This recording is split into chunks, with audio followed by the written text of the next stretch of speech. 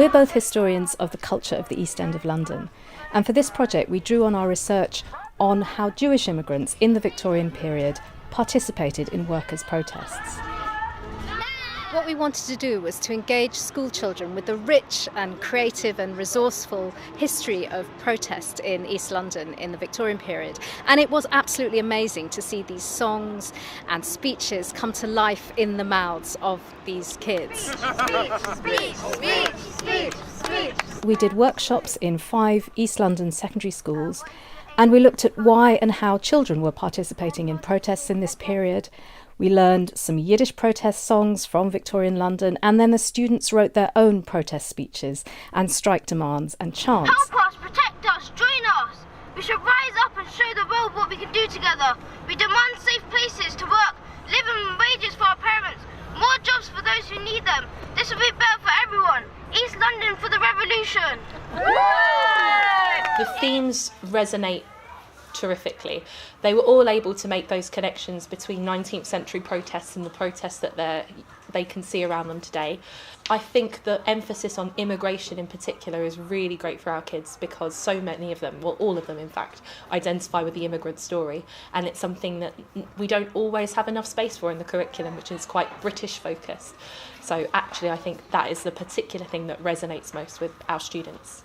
The other thing is musicality. We don't get to sing songs and dance about usually in history lessons. So that's so lovely to hear kids getting involved, and it's at just the right stage where they're not yet embarrassed about singing in front of people. So that's great as well. What's lovely doing a project like this with Year 7s is that in the classroom they're doing history and they think history is about the past, but actually when you do something on protest and they've got a sense that there are protests around them everywhere in the world, then it makes a connection between the past with a culture that they don't know, the Victorians, and a time that they don't know, that's so far back they can't even describe that time. And they make connections between that history and something in the present that's meaningful to them. So I think it engages them with a sense that history is teaching them lessons and has got ideas in it that is about today as well.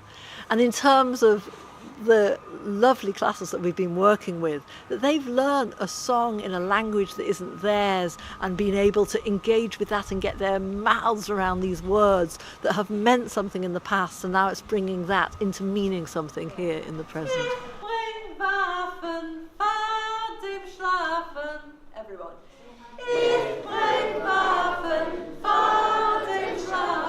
Again, it's a little bit tricky. He then kind of moved around and did lots of singing, which doesn't normally happen in class, not intentionally anyway. And then that was also a really good way to get all the kids involved in doing stuff that they'd never done before. So that was brilliant. Some of the drama that was involved as well was great, and has made me think about how I would use that in the classroom in different schemes of work across the year groups, but particularly within Year 7 because they engaged so well in it.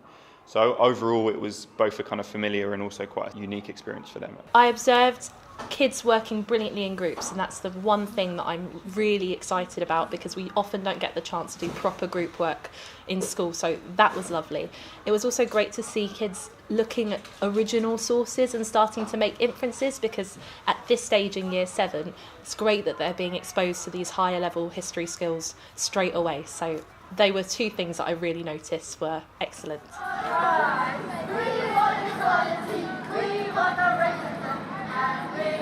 Strike fever in 1889 in the East End of London was an extremely important moment in modern British history because it was the beginning of modern British workers' rights. 1, 2, 3, 4.